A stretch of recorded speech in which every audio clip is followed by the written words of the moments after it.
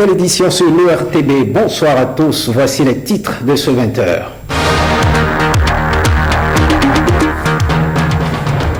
L'examen du BTS, le brevet de technicien supérieur, a démarré ce lundi matin au Bénin. Plus de 6000 candidats vont à l'assaut de ce diplôme premier grade professionnel.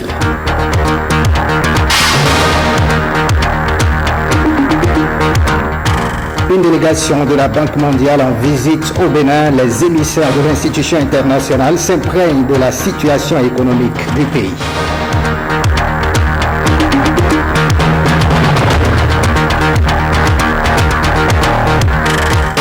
Comment mettre les talents africains au service de l'Afrique? La problématique est au cœur d'un atelier à Cotonou. Les recommandations sont notamment attendues par la CEDEAO.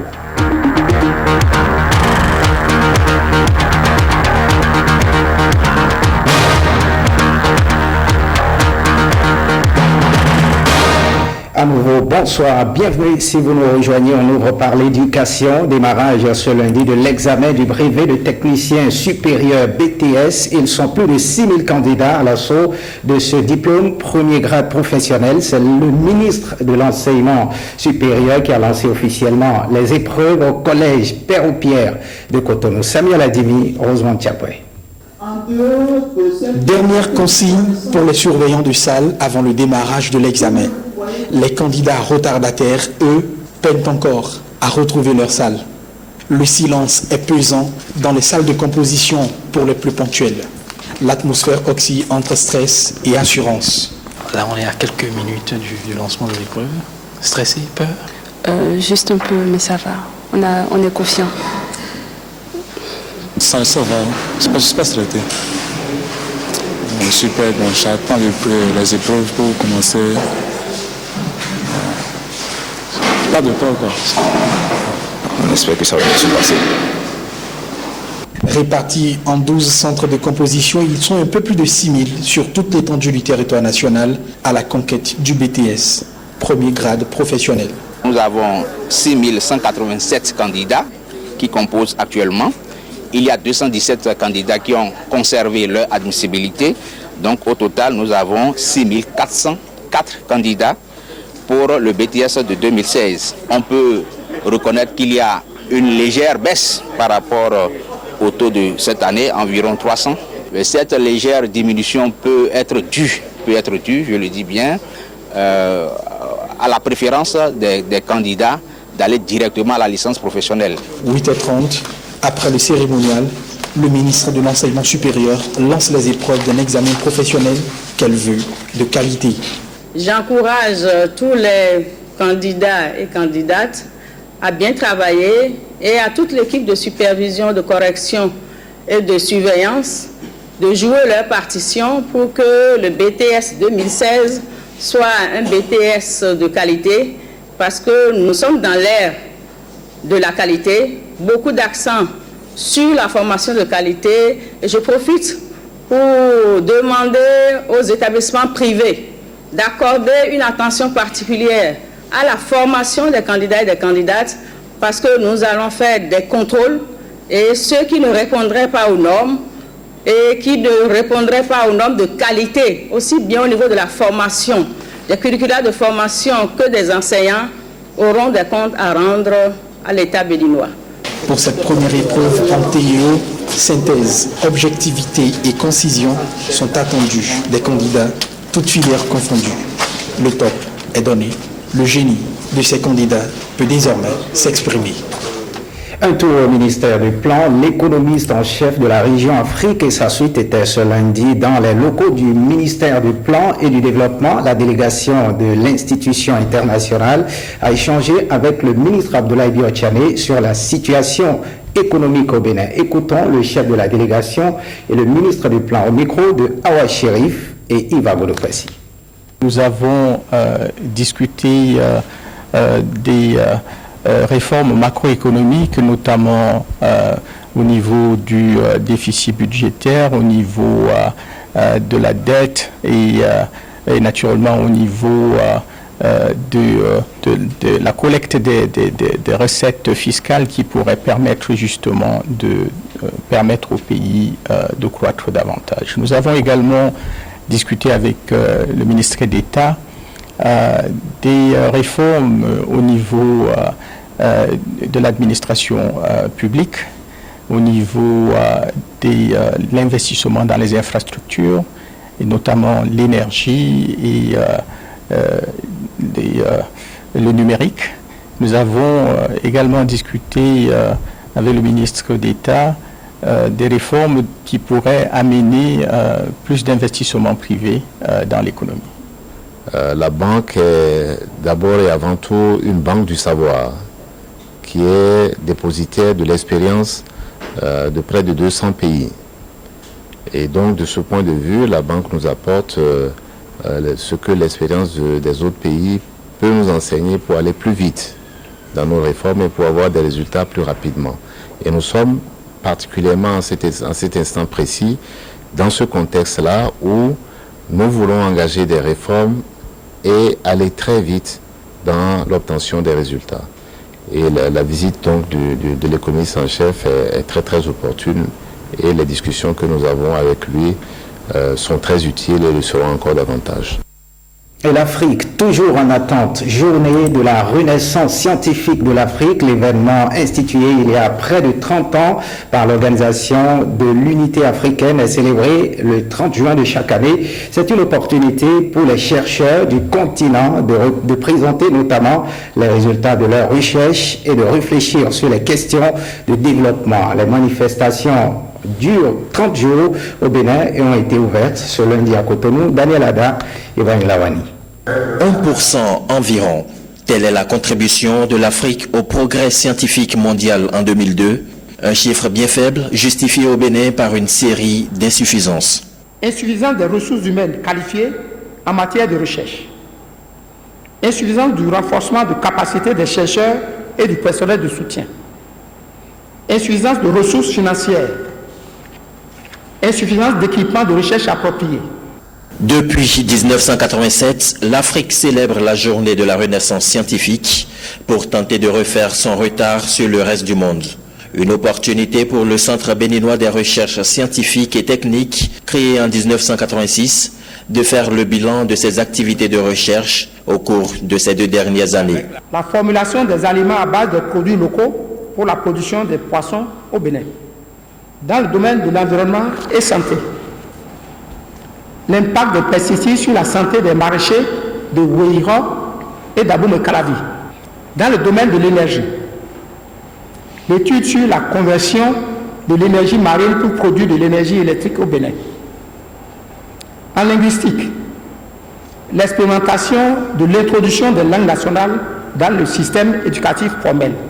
C'est l'occasion d'attirer votre attention sur la vision du gouvernement, de faire de la recherche et de l'innovation un pôle essentiel de développement en finançant la recherche fondamentale et appliquée et en dotant les structures de recherche d'infrastructures innovantes comme l'Agence nationale pour la recherche scientifique et l'innovation technologique.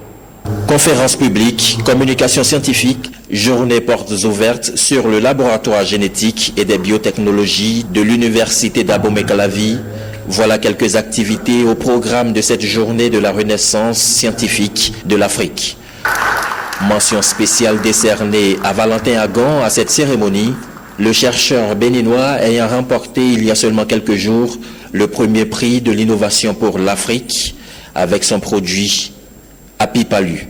Et cette interrogation, comment mettre les cerveaux africains au service de l'Afrique, c'est le but du TMP, programme de mobilité des talents. Ce programme tient un atelier de 2 jours à Cotonou. Au terme des travaux, des recommandations seront formulées et partagées par la CEDEAO. Alexis Sebemon, l'Espéradisso. Cet atelier se tient en prélude à l'ouverture des activités devant consacrer les 3 ans de la phase pilote du programme de mobilité des ressources intellectuelles TMP. Cette 3e année nous permettra de préparer la phase formelle de développement de ce programme à terme. Donc c'est une année qui est très importante. Les participants que voici comptent mettre en place un protocole qui engage les pays membres du TMP, à savoir le Bénin, la Côte d'Ivoire, le Ghana et la Sierra Leone. Okay, so at the end of this particular program, À la fin de cet atelier technique, we will have made decisions nous allons prendre des recommandations. on what exactly countries are going to do this year. On va partager avec la CEDEAO en sorte qu'on va voir comment on peut ensemble régler le problème qui est lié à la libre circulation des personnes et des biens dans l'Afrique de l'Ouest. La question de la mobilité intra-africaine des talents est assez pertinente, d'autant que 81% des migrants africains vivent dans des pays africains et non hors de l'Afrique. Le ministre béninois des Affaires étrangères salue l'initiative de ce programme. Le travail à Cotonou doit aussi épouser une dimension de la rupture. Cette rupture va consister pour vous, à votre niveau, à faire rapidement le consensus autour des stratégies que vous devez adopter pour engager le gouvernement, les divers gouvernements, pour que cette question de la mobilité de notre expertise soit prise au sérieux.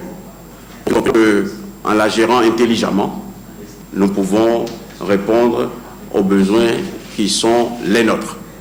Nous sommes encore à la phase pilote du programme TMP, un programme qui consiste en un engagement pris par un groupe d'États africains et qui vise à faciliter à terme les déplacements des personnes qualifiées entre les différents États dans l'objectif de résoudre, ne serait-ce qu'en partie, les problèmes liés à la pénurie de ressources humaines de qualité dans certains pays africains. Et le projet Recordia, retrouvailles des communautés de Ouida du Bénin avec la diaspora, prend un nouvel envol. Après quelques années de difficultés qui ont freiné ses activités, le projet redémarre avec celui des cérémonies conjuratoires et expiratoires. Alain Dosurvo et Wenceslas Aouaimon nous en disent davantage. L'idée de créer Recordia est partie il y a quelques années, fils de Ouida, Gilbert Goudjo. Pour lui, il était temps de créer les retrouvailles des communautés de Ouida et des autres régions du Bénin avec la diaspora.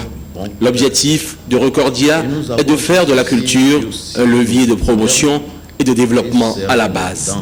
Au niveau national, organiser le brassage systématique des communautés en mettant l'accent sur leur collaboration avec toutes les composantes de la diaspora en vue d'inculquer dans leur esprit la culture de la paix et de la concorde pour une émancipation qui soigne l'image de l'Afrique. Voilà pourquoi à la rencontre stratégique tenue ce lundi à Ouida, son concepteur a rassuré l'assistance quant à la remise à flot du navire Recordia qui a connu par le passé quelques difficultés. Recordia est doublé d'un autre projet. Il s'agit des cérémonies conjuratoires et expiatoires. De façon spécifique, il s'agit de faire participer des acteurs impliqués du côté des vendeurs et des acheteurs à une cérémonie nationale et internationale de repentance en mémoire de la traite négrière. Les spirituels seront mis à contribution pour conjurer ce mal-là, pour que, en définitive, l'Africain, le Noir, les Afro-descendants en général puissent retrouver également le chemin du développement. Tout ce qui a été dit aujourd'hui par le coordonnateur général, M. Goudjo Gilbert, soit traduit en actes pour le développement de la ville de Ouida. Que ce soit le projet Recordia ou celui des cérémonies conjuratoires et expiatoires, ils ont tous deux comme un socle commun la culture et l'histoire qui servent de point d'ancrage pour le développement du Bénin. Rencontre à Dassazoumé entre les jeunes cadres des collines. Ils ont échangé sur le développement de leur département après le découpage territorial. Gédanso, Ernest Etegou. Les jeunes cadres des collines disent oui au nouveau découpage territorial avec Dassazoumé comme chef-lieu du département des collines. Ils se sont retrouvés dans la ville de 41 collines pour l'exprimer. Les producteurs des collines saluent cet acte historique. Nous, producteurs agricoles en général et producteurs de coton en particulier, nous prenons ce message de l'exécutif comme un appel à renforcer notre rendement, surtout cotonnier, afin de servir d'exemple et de repère. Même sentiment de gratitude exprimé par les représentants des élus communaux. Et toutes les collines qui se trouvent être dans le challenge. Et c'est un gros challenge pour nous au niveau des collines. J'en appelle donc à tous les frères, que nous soyons Marie, Icha, Idacha, Ife, Nago, pour que cette opportunité que ce gouvernement-là a voulu accorder au département des collines soit une opportunité qui grandisse dans la paix, dans l'amour, notre département. Le développement des collines d'abord et le chemin est trouvé. Très chers parents de Banter, de Glazoué, de Wessé, de Savalou, de Savin et de Dassa, nous pensons que c'est l'une des réformes les plus indispensables pour la réduction du chômage et le développement local, que dis-je, les plus incontournables. Chers sœurs et frères de Banter, de Glazoué, de Wessé, de Savalou, de Savin et de Dassa, devenons tous et aujourd'hui même des acteurs de pacification et du développement économique de notre région, gage de notre concorde séculaire. Changeons de méthode d'expression et de défense de nos intérêts. Privilégions le consensus pour que rien ne nous détourne de nos objectifs qui est vivre en harmonie. C'est notre nécessaire profession de foi pour être encore plus fort. Voilà qui, au dire des organisateurs, vient renforcer l'unité des fils et filles des collines. Marquant un arrêt dans la ville de Cotonou, le quartier Pondéou à Cotonou a reçu ce jour un prix d'encouragement. C'est dans le cadre du projet de service décentralisé conduit par les communautés, un programme conçu pour freiner la pauvreté dans nos villes et villages. Huguette Ondelo pour les détails.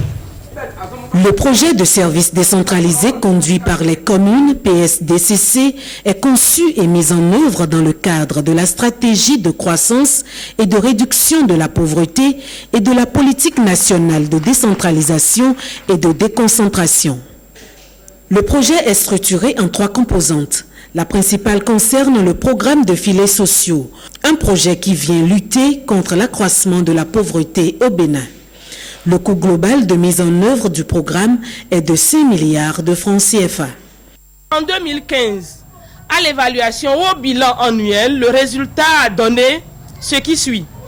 Sur 648 000 emplois temporaires prévus, seulement 472 000 ont été obtenus après tous les efforts que les 125 villages bénéficiaires du Bénin, dont les 12 quartiers de Cotonou, et précisément Pondéou 2 étant un des 12 quartiers ciblés à Cotonou, le résultat obtenu fait 472 000 emplois temporaires créés en 2015. Et si on veut l'évaluer, ça fait 66% de taux de réalisation en 2015. Sur 12 quartiers pilotes à Cotonou, Pondéou est arrivé en tête pour cette première phase du projet. C'est donc dans le but d'améliorer les résultats visés qu'il a été organisé dans les 12 quartiers de Cotonou un concours dénommé prix exceptionnel, concours meilleur thémique pour les bénéficiaires. Les objectifs visés sont motiver les différents acteurs impliqués dans la mise en œuvre des thémiques, faciliter l'atteinte des objectifs à la fin du cycle 2 des thémiques, primer les meilleurs sous-projets thémiques par commune. En procédant à la remise de prix au quartier méritant, le deuxième adjoint au maire de Cotonou a demandé aux populations de Pondéou de redoubler d'ardeur afin de garder leur place dans le classement. Et puis Conasco, désormais délocalisé à Diarra, la délibération et la proclamation des résultats pour ce concours national d'art scolaire. Conasco 2016, c'est la 11e édition qui a des particularités dont nous parlent Igor Ayosso et Patrick Yosso. Voici un podium en forme d'arc-en-ciel avec en arrière-plan les nuages du ciel et les flots de l'eau. Cet endroit s'élève au bord du lac Toho, un endroit qui fait lever d'admiration les sens, un endroit qui fera laver d'inspiration dans l'eau du lac, où l'art peut se lever jusqu'à sortir le nec plus ultra culturel, le nectar en art. Ce nectar, c'est le centre Adjari à Adjara de Vukame. Ce centre artistique et touristique s'est ouvert au public avec toutes les entités qu'il comporte, alliant l'art et l'artisanat au tourisme et à l'attraction. L'attraction, ce n'est pas pour du concert gospel animé par Espoir d'Afrique. La preuve. L'attrait, ce n'est pas non plus un récital de Woodsound. Le projet CONASCO, entendez Concours national d'art scolaire, a désormais son siège ici. Voilà le décor planté pour remettre le premier prix des 10 ans pour CONASCO 2015, une voiture Nissan dernier cri. Le gagnant, c'est lui, Lucien Clos, qui reçoit les clés de la main du promoteur Adjari Patrick Iloou. CONASCO 2015, page close. CONASCO 2016, page ouverte. Cette année, le CONASCO est à sa 11e édition, avec pour thème la célébration culturelle du centenaire de Kaba. Et depuis plus de 5 ans, les 3 meilleurs reçoivent une bourse de voyage en Chine, chacune étant estimée à 5 millions de francs CFA, comprenant ainsi le billet d'avion, l'hébergement et le déplacement sur place. Je vous promets à cette occasion l'octroi de nouvelles bourses de voyage en Chine aux meilleurs lauréats de ce concours, comme les éditions précédentes. Au fait, qu'est-ce que c'est le CONASCO ? Cette compétition rassemble les apprenants des 2 catégories, élèves du secondaire et étudiants, âgés de 18 à 28 ans, qui s'expriment artistiquement suivant les 3 disciplines que sont la peinture, la sculpture et les écrits illustrés. Comme artiste invité, il y avait aussi Rameau, Ericos Campos, pour montrer que CONASCO sait mettre les petits plats dans les grands. Et la transition est trouvée pour parler musique dans cette édition. La Fédération nationale des professionnels de la musique traditionnelle célèbre la Journée internationale de la musique. L'événement a rassemblé différents groupes folkloriques venus d'un peu partout du Bénin à la place Lénine. Blaise Adampo et Jérôme Mongo nous en parlent. Cette dénomination doit nous amener à réfléchir et à prendre la musique au sérieux. Le temps n'étant pas à la parole, mais plutôt à la musique, je nous souhaite une bonne fête. Voilà qui lance la célébration de cette fête de la musique par la Fédération nationale des professionnels de la musique traditionnelle, FENAPROMUT. Rien n'a manqué à cette fête. Musique, danse de différents groupes folkloriques.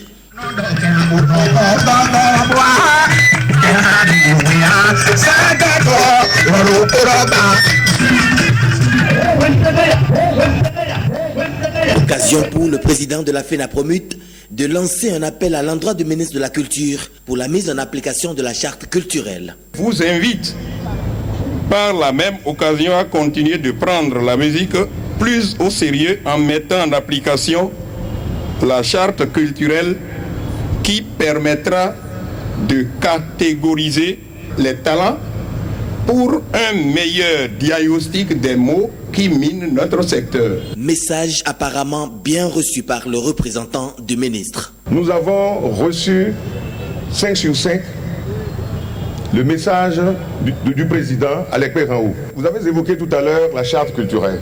Je crois que dans la charte culturelle, et vous avez raison, il est bien dit que les artistes et les associations d'artistes professionnels s'organisent en toute autonomie. Et nous pensons que le ministre Anjonkwe est dans cette veine-là et appuie donc votre politique et me demande de vous rassurer et qui va recevoir toutes les grandes têtes qui sont ici, puisque vous êtes, comme on le dit, l'essentiel pour notre politique culturelle. La fête internationale de la musique continue dans toutes les villes du Bénin. Dans les tout prochains jours, Porto Novo va accueillir l'événement. Et en sport, le week-end écoulé a démarré au stade Charles de Gaulle à Porto Novo la phase des playoffs du championnat national de basket. En match inaugural, Élan de Porto Novo, le champion en titre, a dominé Renaissance Basketball Club de Cotonou. William Bassabi. 5 secondes, vous avez vu? Vous avez vu? Vous avez vu? Élan prend un bon élan pour les playoffs du championnat national de basketball. Sur ces installations, le champion en titre en blanc a dominé son adversaire du jour, Renaissance Basketball Club de Cotonou, 74-69. Devant son public, Elan a réussi à contrôler la partie malgré l'organisation tactique et le jeu de qualité proposé par Renaissance. Qui va dribbler, il s'appuie sur Festus, qui va marquer. Super panier de Festus. En verve, pendant le premier et le troisième quart-temps, Renaissance baisse de régime lors du dernier quart-temps et cède face à la précision des shoots de Vivien Tossou et ses camarades. Ils ont des ressources, donc on n'a pas sous-estimé cette équipe et on est allé jusqu'au bout. Notre prochain entraînement, on va essayer de régler quelques petits détails. Les déchets, on va les mettre de côté et produire un jeu vraiment propre, digne du basket. Pour les deux entraîneurs, c'est le même leitmotiv. Continuez par travailler pour la suite de la saison. J'ai mis mes poulains à la chasse. La pression sur tout le monde. Ça nous a donné ce que vous voyez, le résultat là, environ 15 points. Dès cet instant, j'ai déjà commencé par penser à comment faire pour le retour. Parce que je dis et je le répète toujours, Renaissance n'est pas une petite équipe, c'est une équipe qui surprend. C'est un bon match dans l'ensemble, il y a quelques lacunes qu'il faut continuer de corriger. Ce n'est qu'un premier match, on sera au match retour. On va travailler à ce qu'on revienne pour le troisième match. Et il y aura la Coupe du Bénin également pour laquelle on sera présent. On va continuer de travailler dans ce sens. Le début de ces playoffs vient donner ainsi le top pour la course à la succession de Elan qui vise un deuxième titre consécutif. Partons pour l'Afrique du Sud. Le quotidien, c'est une personne tuée par les gangs tous les 5 jours en moyenne. Les enfants des townships et bidonvilles de la ville du Cap vivent dans une tension permanente, mais une ONG tente de les aider à faire face grâce à la médiation, à la méditation. Suivez le reportage. In. Out. Breathe in. Out. Ces exercices de respiration sont une bouffée d'air pour les enfants des Cape Flats dans les faubourgs de la ville du Cap, en Afrique du Sud. Ces élèves vivent dans un township miné par la violence des gangs et les sessions de méditation les aident à décompresser. I felt so peaceful. That hyper just came out of... Je me sens hyper apaisée. J'évacue la tension qui est en moi. C'est comme si j'étais en dehors de mon corps, comme si j'étais au paradis, à l'abri des dangers de ma rue. Je me sens très apaisée. Angel in my street. It felt so peaceful. Mais pendant les exercices, une fusillade survient dans une rue voisine. Un garçon de 15 ans est tué. Un rappel odieux qui montre pourquoi la ville du Cap a été classée 20e ville la plus violente au monde.